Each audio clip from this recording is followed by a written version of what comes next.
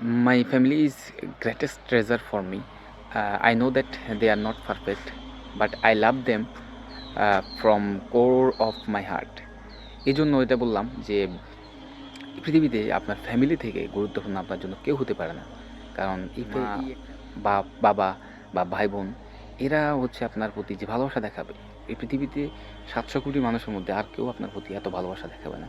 এই পৃথিবীতে এই মানুষগুলা চলে গেলে আপনি তখন বুঝবেন আসলে আপনি কতটা নিঃস্ব, কতটা অসহায়।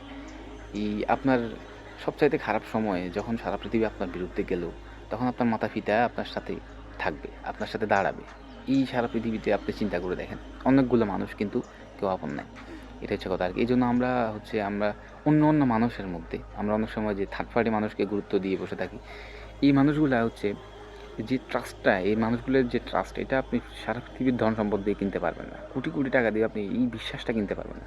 আপনি কাউকে এত বিশ্বাস করতে পারবেন না, যত বিশ্বাস আপনার মাতা-পিতাকে বা ভাই-বোনকে। অনেক সময় ভাই-বোন হয়তো করি, খুব আচরণ ভিন্ন হয়। কিন্তু মাতা-পিতার ক্ষেত্রে এই ব্যাপারটা খুবই হচ্ছে আ এ ব্যতিক্রম।